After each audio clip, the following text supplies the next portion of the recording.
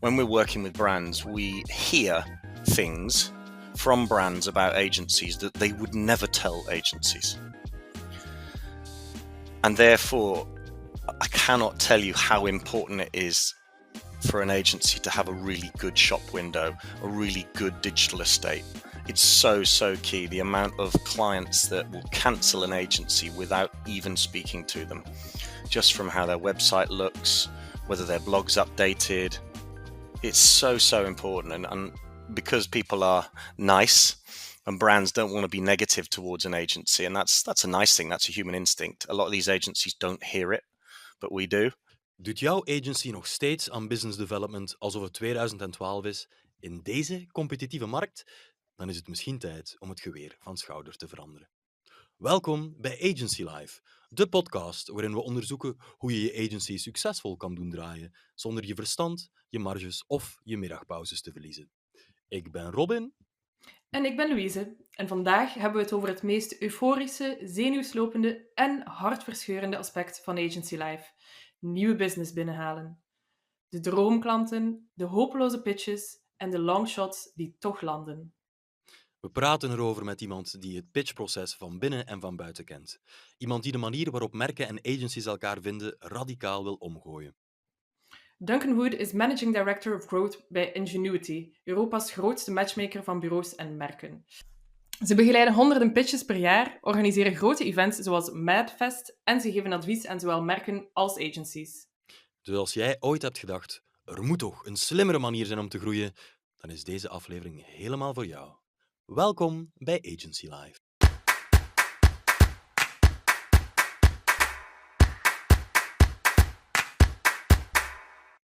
Maar voor we de diepte ingaan met Duncan, een kort woordje van onze sponsor, Teamleader Orbit. Business development draait niet alleen om het binnenhalen van de pitch, het gaat ook om het overzicht bewaren. Op je sales pipeline, de capaciteit van je team, en je cijfers, je work in progress en ga zo maar door. En precies daar maakt Teamleader Orbit het verschil. Met Orbit volg je moeiteloos elk dossier, elk contact, elke kans op en krijg je tegelijk real-time inzicht in je marges, je planning en je factureerbaarheid. Kortom, je groeit niet zomaar, je groeit met controle. Meer weten? Surf dan naar teamleader.eu/orbit en boek vandaag nog je gratis assessments.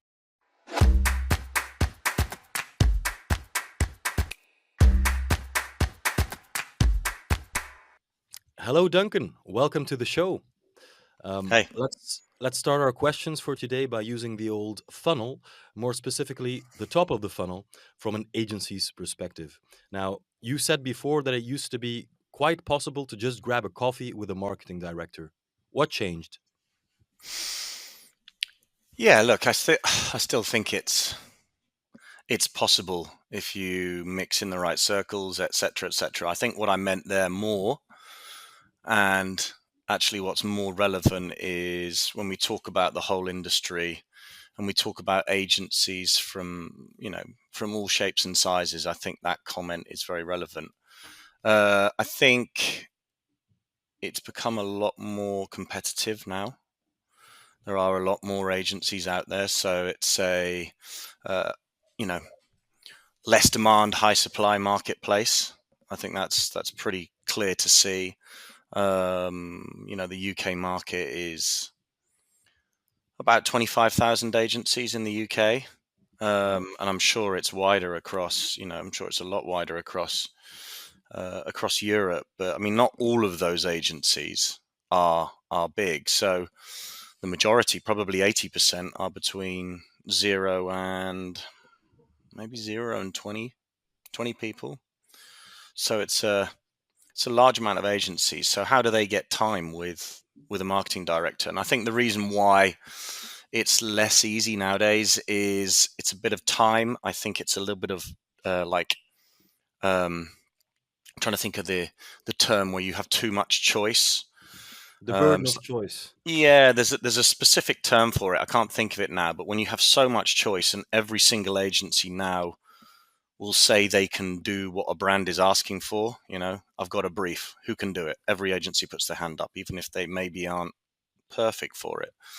Okay. So I think brands now have got a really difficult difficult job in navigating the agency landscape, and therefore have become a little bit more closed to taking meetings willy-nilly. So I think that's probably one of the key reasons.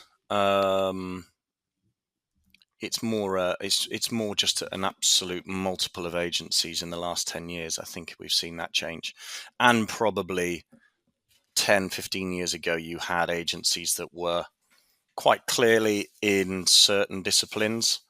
If you go back long enough, it was advertising, PR, DM. Mm-hmm. In the 20 years I've been doing this, you've seen obviously the whole digital space open everything up. So I think it's more just a fear of not really knowing how to navigate the landscape from a brand point of view. Yeah. Yeah. I would guess that the word we were previously looking for might have been the commodification.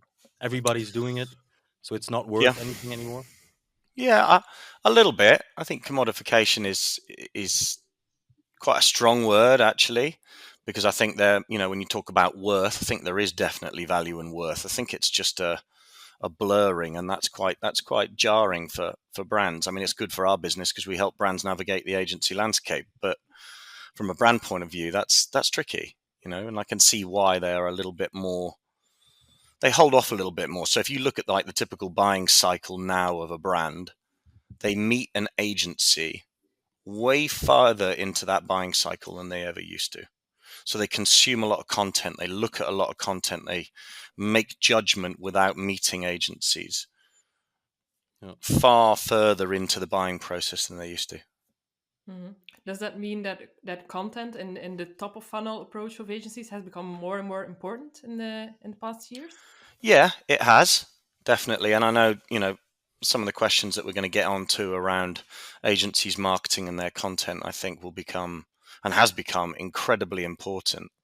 So yes, to answer your question, like shop window and how you look and how you come across is like, do you know what's really interesting? When we're working with brands, we hear things from brands about agencies that they would never tell agencies. And therefore, I cannot tell you how important it is for an agency to have a really good shop window, a really good digital estate. It's so key. The amount of clients that will cancel an agency without even speaking to them, just from how their website looks, whether their blog's updated.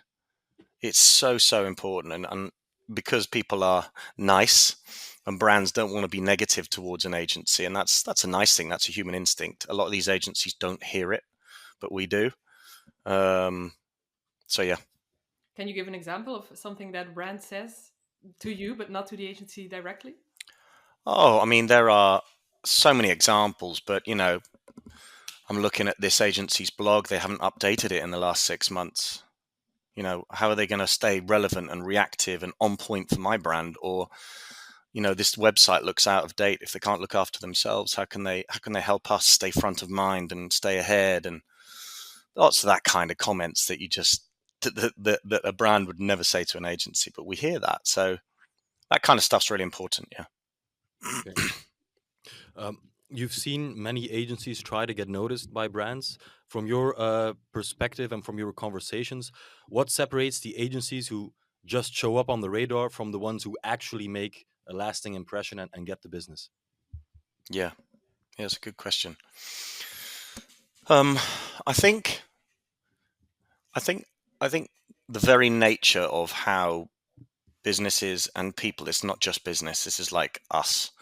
It's very, very, we want it now, and we need to achieve something now. And I think one of the biggest things that hopefully we'll get across in the time we got to speak today is the appreciation of how long things can take in the new business space.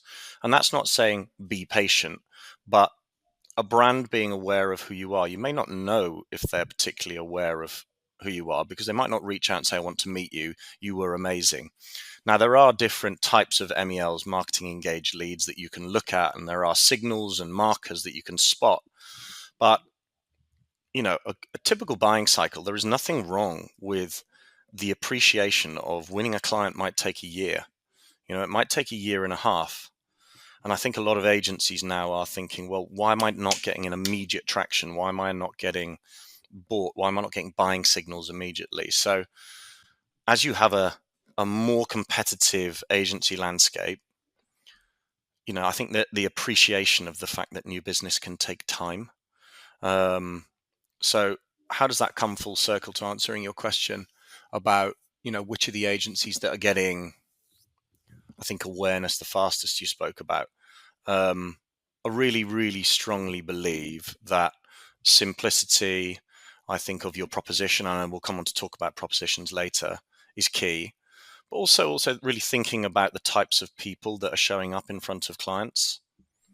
Again, we're probably jumping around a little bit here, and we'll maybe come to that when we talk about effective pitching. But I do think that some agencies, and I know this is really difficult when you haven't got many people in your business, but some agencies will think, right, these 3 people here, these will always be the people that do new business for our agency. These will be the people that meet clients all the time. And actually you need to think about what types of clients would like what types of people in terms of how they show up, how they speak about stuff in your content, etc. So I think that's really important to people match. But one thing we have seen a lot about people that are getting more awareness from brands is the value add piece. So naturally, when you have more agencies in a marketplace, you need to offer a little bit more value to brands in order to gain traction. And that might mean doing some research. That might mean going the extra mile and having some opinions, not giving away the answers, but maybe giving away more than you might think you have to. And I know some people feel very strongly about, that's our IP, that's what brands should pay for. I think they need to wake up a little bit and understand how competitive the environment is. And I think that's really, really key. And I'm not asking you to give away creative ideas, to give away the answers or solutions, but certainly, let's say if you're putting on an event to attract people, there needs to be a real strong value exchange there.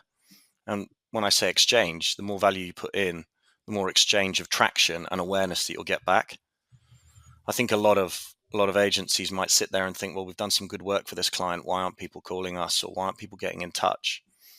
I think you need to offer a lot of value, and a lot of that's being done through good content or events, etc. We're seeing a lot of events working really, really well. Agencies putting on their own events and attracting people. I think that's a really strong methodology at the moment. Is this the era where agencies should really invest more in pre-sales than they did before, like 20 years ago? More personalization, getting the right people in front of the right people, Yeah. Organizing events and whatnot, giving away, let's say, more value upfront to close the deal. Yeah, I think what's really key here for agencies and brands, or both, is to understand the kind of the horses for courses is a term that we've got in the UK. I don't know if that's something similar in Europe. It basically means the right horse for the right course, or the right course for a horse. I think you need to, to answer that question really well, I think you need to look at the different ICPs, we call them, so ideal customer profiles. So if you are a smaller independent agency, that doesn't mean that you can't work with a really big brand, but it depends on what that brand is looking for. So let's say, and equally, if you're a big agency, so a nice example would be, so let's say I'm a big integrated creative agency and I want to target an airline. I don't have an airline, and I really want to work with an airline. It may be the case that the 10 big airlines in the UK or across Europe are all working with agencies at the moment in that space. So therefore, rather than not thinking about, they might all be working with an agency, they might all currently be on a two-year contract. This sort of information is possible to find out. You need to really then understand, what does good look like for you with airlines? Clearly, you're not going to win an airline this year unless one of those agencies mucks up or, does a really bad job and gets fired. So what does success look like for you with an airline? It may be that by the end of this year, if every marketing director at those airlines at least knows your agency, or has heard of it, or has turned up to an event that you've done, or has downloaded a piece of content, that's success. You're on their radar. They're not in buying mode, and they might not be for another year and a half. So I think it's an appreciation of how long these types of things can take. I think sometimes, going back to my point earlier, agencies can can feel like they need stuff a bit quicker. But equally, you have a lot of smaller independent agencies who can offer more disruptive tactics, new discipline work, new styles of approach, and they can go to brands that are maybe less of those bigger brands. And those brands tend to be more receptive and more, I think, reactive to smaller agencies, and that's where work can be picked up a bit quicker. So more project-based stuff as opposed to 2-3 year retainers. I think that's really where a lot of independent agencies can win a lot of work. A lot of smaller independent agencies can win work in those kind of spaces. So you might call them like tier 2 brands or tier 3 brands. We're going to dive into the indie versus more giant agencies in a minute, but you said something very interesting. The appreciation of how long something like this will take. Do you think agencies have the financial breathing room to say, all right, we want to land an airline in 2027, so we better invest our time and resources now? It depends again on what your agency's commercial model is, what you're set up to do, whether you want to scale the business or not. But some of the successful agencies we see growing in a sustainable way is a kind of a two-pronged attack. So they might be looking at, attack is a bit of a strong word, sorry, a kind of two-pronged approach, where actually, the flexibility to be able to work on multiple projects and also then look at building up bigger retained pieces of work, I think is a really healthy way to look at things. So, and some of those projects, you might be looking at a 100, 200K project, a 50K project with a brand that if you can do a good job, and is certainly maybe in a slightly smaller space, your agency needs to be able to take that on, but also, across the next 2 years, it would be great to win 2 retained pieces of work at 500K each. And I think that kind of 2-tier mentality is really, really important. So to answer your question, it's not about consistently putting all your eggs in one basket from a new business point of view, trying to win those 2 big pieces of work. Your business, if that doesn't pull off, you've wasted a lot of time and money, right? So you need to be able to think about what your smaller project by project approach is as well. I think that's a really healthy way to run an agency. Is there like an ideal distribution between this long-term trying to win the big airline and these short-term building on existing clients? How much of the budget should agencies invest in the long term? I think that depends on the type of agency and the type of work, and are we talking about communications? Are we talking about creative? Are we talking about tech? I think it really depends, Louise, in terms of what your breakdown is, or you may already have one, this is typical of a lot of smaller agencies. They'll have one big client and they'll be so reliant on that client that they lie awake at night, so nervous should they lose that client. Now, clearly, trying to win one other big client, that could be quite dangerous, although it sounds like a clever move. If it's going to take a year to win another client, that's a long time to wait. So actually, you probably need to invest more in building up some project work. But it depends on which agency you're talking about, really. You work with both the giants and the indie shops. Where do these smaller agencies have the edge compared to the large agencies? Where do they have the edge? Look, I mean, the interesting thing there is, and I need to be really, really clear in terms of what I say here, because I don't really mean what I'm going to say, but not many brands want to work with huge, cumbersome, and no big agency will say they're cumbersome. Of course they won't. But the reality is they're less flexible than smaller agencies, right? Yeah. So no brand really wants to have a big, slow-moving agency model. Sometimes they just have to do it because of the global situation or the global laydown of that agency, or the ability for them to produce assets at scale that a smaller agency can't. So I think what those smaller agencies need to do is, one, obviously concentrate on working with the types of brands that maybe the bigger agencies can't.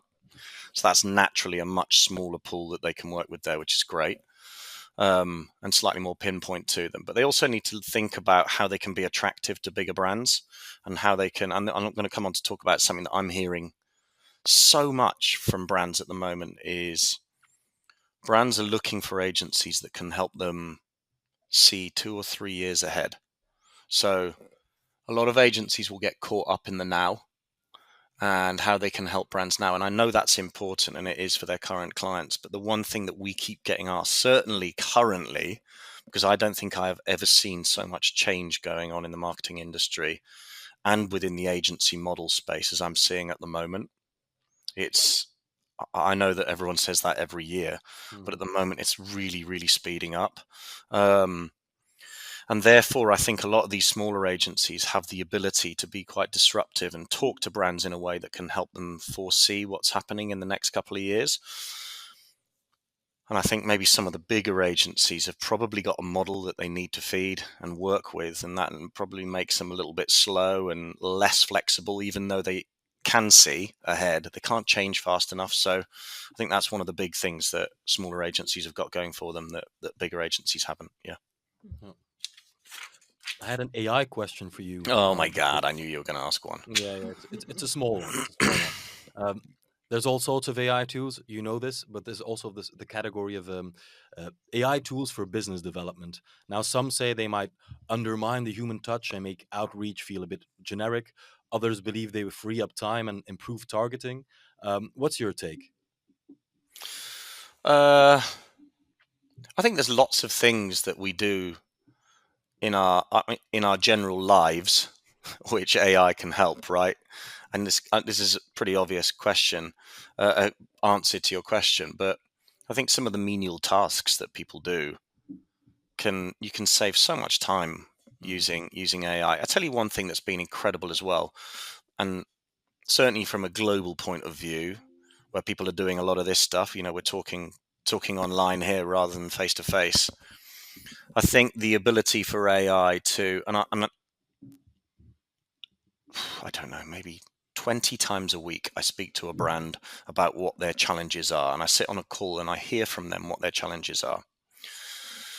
And my job is to help that brand understand what those challenges are, help them translate that into what that can mean from an agency requirement point of view, what that can then look like from an agency brief point of view, and then how that's translated to an agency. There are some tools that will sit with me on a call.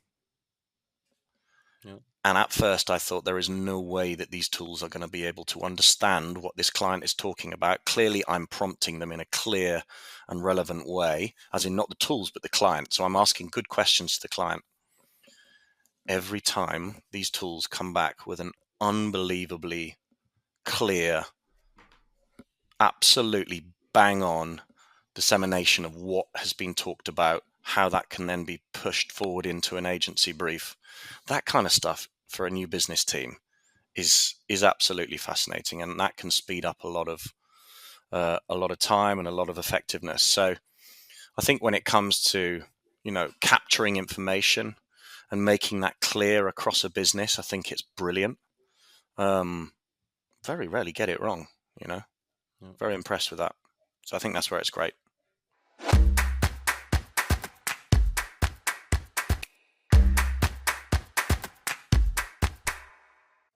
Okay, thanks for that.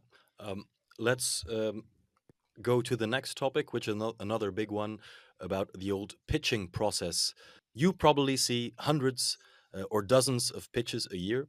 What do you think is broken about the current traditional pitching model? Okay, so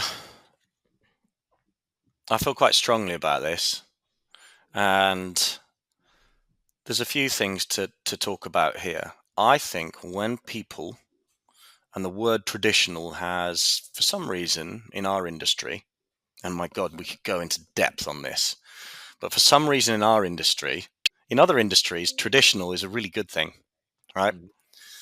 In our industry, people tend to hate the word traditional. It's kind of against the very nature of what we do in the marketing industry, right? We're always trying to look ahead. What's next? What's next? What's next?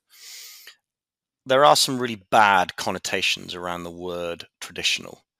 And actually, look, I think it would be, maybe I should say the word stupid. I'm going to say the word stupid. I think it would be stupid to think that there will never be a competitiveness to new business, right? There are going to be businesses who need to compete to win something, and that's fine. I think the negativity around pitching is from behaviors, not the model or the way a competitive situation it's a really fine line, right? There are a lot of bad behaviors. That could be no feedback. That could be ghosting. That could be not giving agencies budgets when it's start of a pitch process, bad briefing. These are all behaviors. They're not a model. So when people talk about, is it broken, etc., there's always going to be a competitive element to new business. I think the key is just ensuring that brands understand what the right behaviors are when it comes to competitive environments, right? And I think I will say this absolutely. There are no brands out there that want to behave really badly. It just doesn't happen. It's just no brands want to behave badly towards agencies. They just don't understand different. They don't understand any better. And I think the key job is to help brands understand what good behavior looks like in a pitch. Now, yes, there are a couple of things where you could say, and this is what I mean by the fine line. So when you say model, is having too many agencies in a pitch process, is that the model or is that bad behavior? I'd call that bad behavior. Right. So actually, it's kind of bad behaviors that people are a bit upset about as opposed to the competitive pitch. I think if a competitive pitch is run really well, either by the brand or by an intermediary, great. Everyone's always happy with that. Clearly, the winner is often more happy, but I think that's a really, really key thing, is to understand the difference between behavior and model. Now, one thing I would say, and this is typical, right, in the pitch space, everyone always talks about this, and they always, the most noise we hear about the traditional model or the pitch is broken or where's it going is from the creative industry. So in the creative space. Now, let's not forget that is quite a small part of the marketing industry now, and becoming more and more small, so there is a world of tech pitches going on out there. There is a world of PR pitches. There's a world of, there are so many different disciplines now where pitches are happening. And I think you just need to take into account that not every pitch is a creative or an advertising pitch. That's now the minority, I do think that you need to look at the amount of budget that's being invested by brands, and therefore the level of endurance that you're asking agencies to go through for that budget. I'm absolutely fine with that. And there is a lot of people out there that say we need the pitch to change. The pitch is changing. You just maybe haven't been involved in some of those pitches that are changing. Ingenuity, for one. In the Ingenuity group, we have a variety of different flexible models depending on what the brand is looking for and the budget they've got to spend. And in many cases, they might come to us and say, no, we're looking for an agency. We will tell them to go and talk to two people and decide which one they liked, because their budget's here. The budget is of a certain level. The amount of agencies out there are of a certain level, and we have the confidence that those two are right. They don't need to go through a competitive situation for that. It can be a lot smaller. So yeah, I think there's a lot of noise, and I know where that noise is coming from, and I think it's slightly misplaced, if I'm honest. Yep. So let's take Ingenuity as an example, the way you organize pitches. What, according to you, entails a healthier, modern pitch? Yeah. Really, really, really open communication and complete honesty. And one thing I would say that I've found so much over the last, 4 or 5 years, is there seems to be in the traditional intermediary space. We're not a traditional intermediary, far from it. In the traditional intermediary space, maybe a little bit of fear to tell the clients what they need to do. And when I say clients, obviously I mean the brands. Brands are really, really open to whatever it is that's going to get them the best result.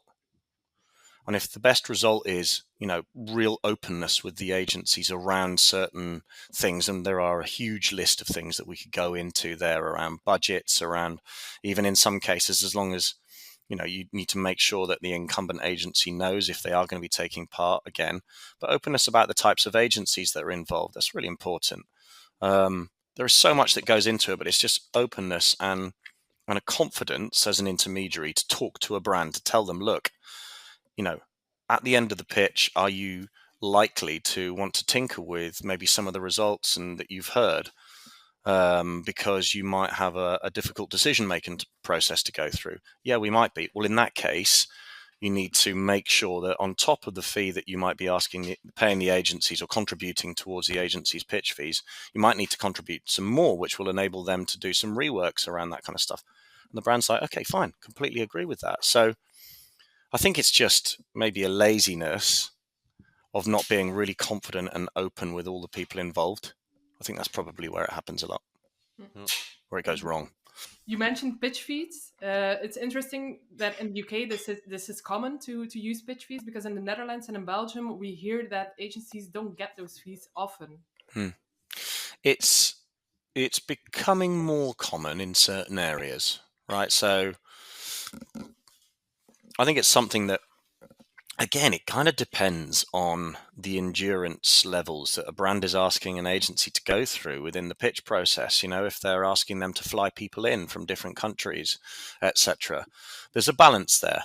I think there's a really healthy balance. Like, clearly, if it's a big prize to be won and it's a huge account, and that's going to be really important for the agency from a commercial point of view, then the agency needs to put some efforts into winning that, and you put money towards that as an agency. That's a cost of new business. But equally, it's really, really important that the client understands the levels of cost involved. Now, what we're seeing is more, certainly from Ingenuity, I can speak from our point of view, we're asking brands to contribute towards some of the costs involved from an agency perspective. We're probably not seeing brands reach the entire cost of a pitch for an agency. I don't know whether we'll ever see that. We might. I think it's becoming better. I think it's improving in terms of people respecting that actually we probably need to contribute towards that, and that comes from a variety of areas. Like us as an intermediary, we recommend to the client that they should do that.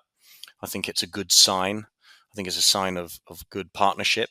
It doesn't happen everywhere, Louise. It doesn't. And again, to your point, I haven't heard it anywhere really happening in Europe to a big degree, but I think it's something that's improving for sure.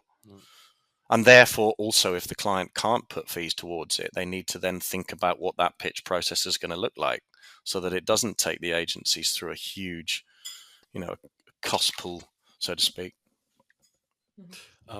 You mentioned that the best agencies can explain their value in about 90 seconds or less.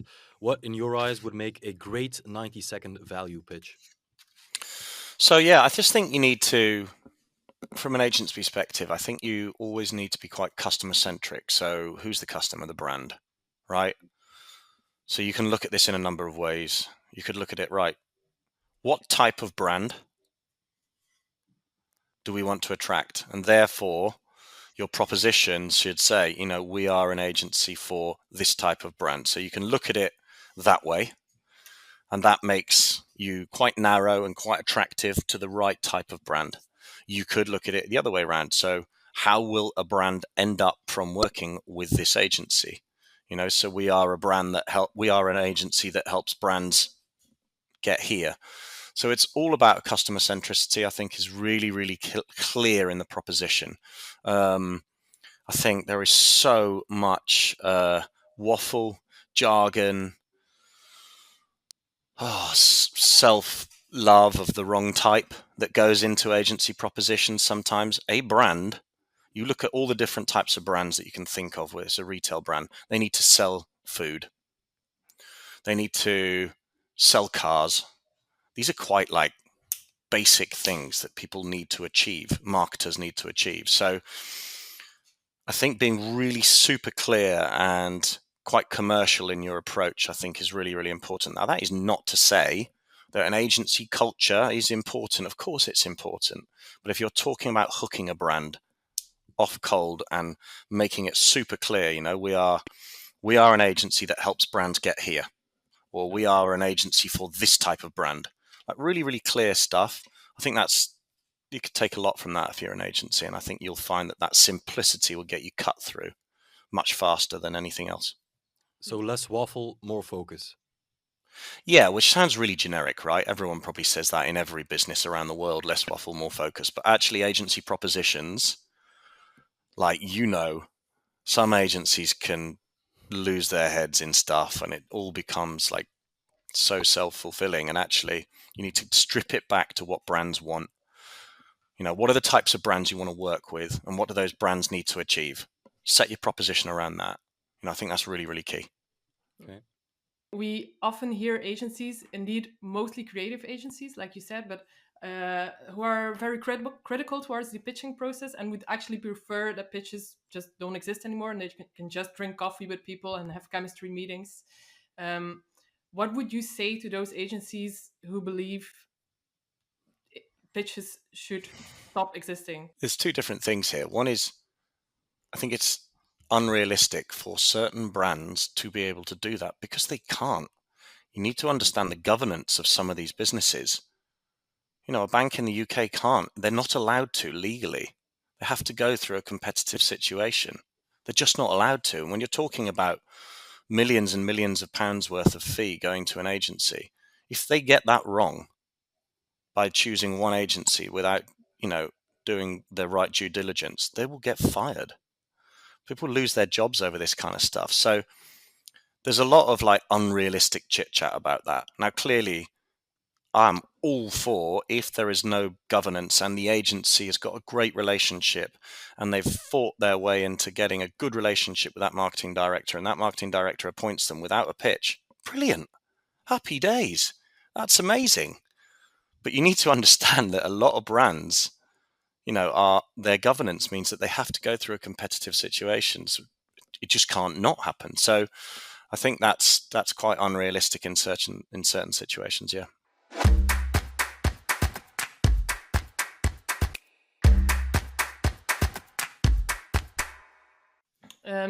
There's this saying, the plumber's sink always leaks, or the cobbler's children have no shoes, or the marketing agency sucks at its own marketing.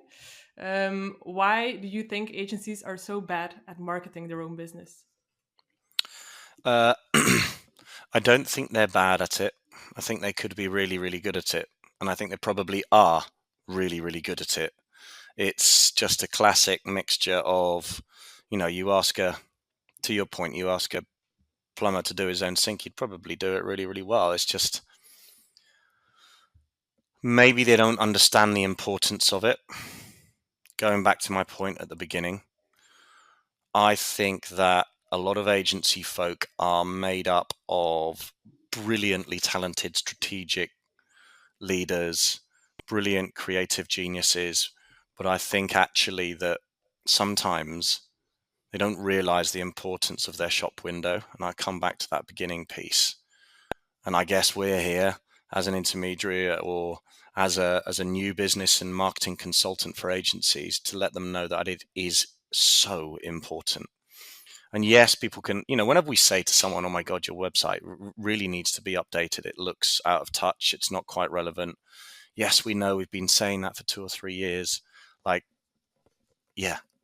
You need, that's really, really important that you get onto this sort of stuff, because that's not me saying that clients are fickle. You might think that actually, yes, a client should not care just about an agency's website and they should go and meet that agency and they should give them 2 or 3 chemistry sessions and get to know them. But that's not realistic. It's a really competitive environment. And I think that, so to answer your point, Louise, I think they're really good at it.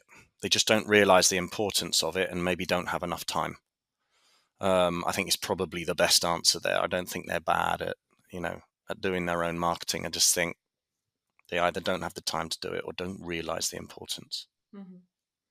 If you could wave a wand and fix just one thing in an agency's business development approach, what would that be? Probably go back to the waffle thing, get to the point. There is so much in presentations that we see. There is so much in credentials that we see. There is so much in submissions during pitch processes that we see that you could just cut. It's just not relevant. And I find it really frustrating sometimes. And that's not the agency's fault. It's just because I've seen it so many times. So that's almost like it's almost wrong for me to get frustrated with it. And obviously, as you see something enough, but actually I just wish that agencies would sit back and look at their 40 slides and really think about how they can get that down into 10 or 4 or 5 slides, because clients are just not going to read through that. They're not going to look at that. They need to get straight into the point, really clear into the nub of the point you're trying to get across. I think that's the one thing I would change about the new business process.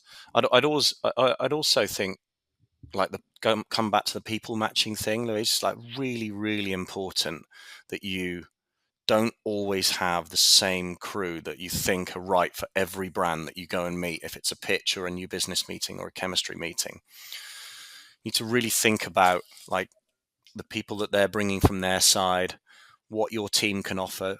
If there's someone really junior in your agency, that doesn't mean that they can't go to one of those meetings. That might look really good to that client. Client might think, wow, they've brought someone junior here. We've got someone junior. It might be that they're bringing I know this is really cliche about what I'm about to say, but the client might bring a social media manager or someone from their tech team along. Like, make sure that you people match with those people, because if your senior team, and again I'm being cliche, if your senior team can't answer some of the questions or don't fit on that person's wavelength, the chemistry will be bad and you will not go through to the next stage. Like, it's just, I see it all the time. So looking at we guess you call it casting's super important. Mm-hmm.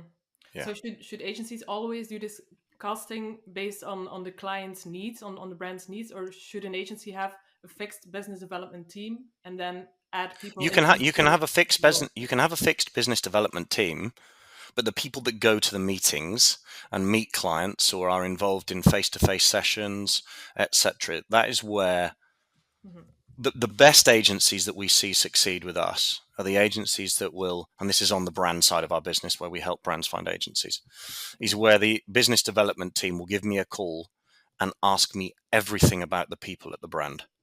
What are they like? How do they speak? Are they like this? Are they like that? Are they like really like high level of detail? The questions I get asked about the individuals, so that the agency can then cast a team that are really well matched. And that can be sex, that can be like age, it can be so many different things, but it's really, really important that happens. When speaking about matchmaking, that kind of revolves around bringing people together. Now, with Ingenuity, you've built whole communities around the topic of business development for agencies. Could you talk quickly a bit about that? Yeah, sure. So I think, like, look, communities have always been important. It's not, the word community, your local community where you live is important. But I think when we talk about stuff and this goes right back to your first question, Robin, around like clients and having less time to go and meet people, right? So what we've started to do is, this is for us, but agencies can do this as well. Absolutely something that agencies can do. If you're struggling to get traction from cold with brands, so how do you get to know brands? You need to bring them together. So brands love to meet other brands, point one. So there's a networking element to it. They like to do that. There's also a value exchange. So what we thought is, how do we get closer to brands as Ingenuity? So what we've done is create lots of different communities, and those can be communities based on a discipline. Those can be communities based on a job role. So, for example, our marketing procurement club, that is an underserved community. They are people that probably don't have a lot to do or a lot to go to, or certainly didn't. They've become now really, really popular, but a few years ago they didn't. We started a community and we put on really interesting events for them. So we get really good speakers, we do good panels. And obviously those people, so if I was to send an email to a marketing procurement person saying, "Hi, can I come and meet you? I want to talk to you about what I do." Yeah. They're probably going to say no. They won't reply to my email. Why? Why should they trust me? Right? Even if my proposition's really, really strong, that's quite difficult. You might get lucky now and then. Whereas if we can put a community event on, or we can build a community around a bunch of people and give them really good value, ask them to come along to things where they're learning, and there is no better place to get to know people than in an environment where they're learning, because they're open. That we have done brilliantly, and we've got 300-400 people in each of our communities, and it's worked really well for us. That's people come along, they want to meet other brands, they want to learn, and if you are the one that provides that environment, then you've already built their trust. And I think that's a really, really good learning for agencies, because I think agencies can build their own communities as well. Very, very clear. Thank you very much for that, Duncan. I just have a final question for you, Duncan. Maybe you can add an anecdote. I was wondering what the boldest business development move is that you've ever seen from an agency. Oh my God.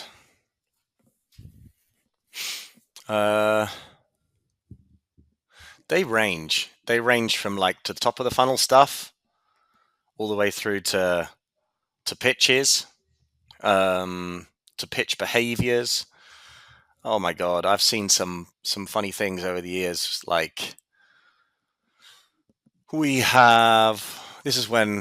would send, so from an agency perspective, when we used to work with agencies, one thing we did was like, we'd send out a little package. This was for an agency we used to work for, helping them from a business development point of view.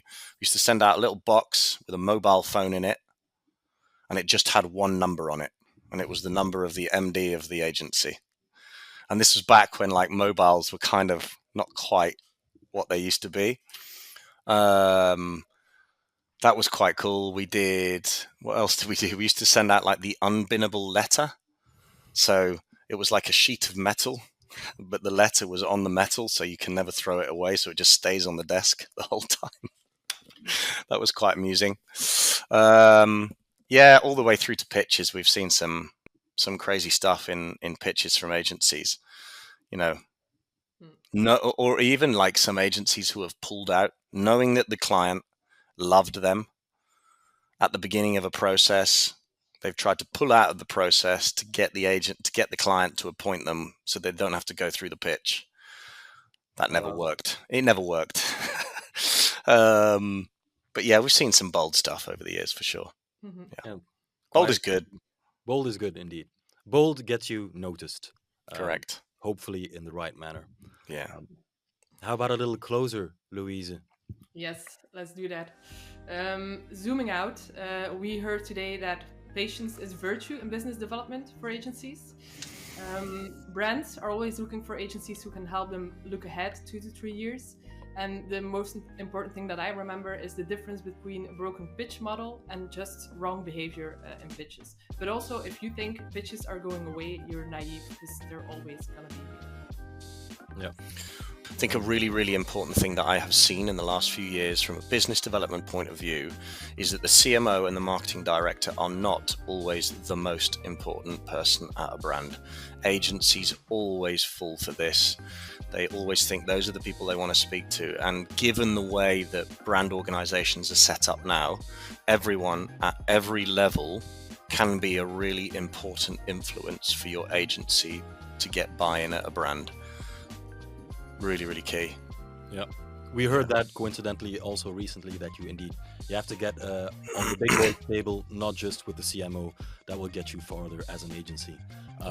Where can people find out more about your work or connect with Ingenuity? Yeah, great. Thanks for that. So if you go to ingenuitylondon.com, you'll find a lot of our services and products. But yeah, have a look at that. Also have a look at theingenuitygroup.com, which is our group website, and you'll find all the businesses that we own there, including the likes of Madfest, which is obviously the UK's biggest marketing festival, and you'll see all the work that we do for brands, agencies, our communities, etc. But I have loved talking to you guys today, so thanks so much for your time. Same here. Thank you, Duncan. Thank you for joining us, Duncan. Next time, let's do this in a London pub, right? Yes, for sure. Love that. And for you, dear listeners, thanks for tuning to Agency Life. If this episode made you think, smile, or slack your team a new idea, then do us a favor. Subscribe wherever you get your podcasts and sign up for our bi-weekly newsletter. You'll find us at thisisagencylife.com, agencylife.be, or agencylife.nl. See you in 2 weeks.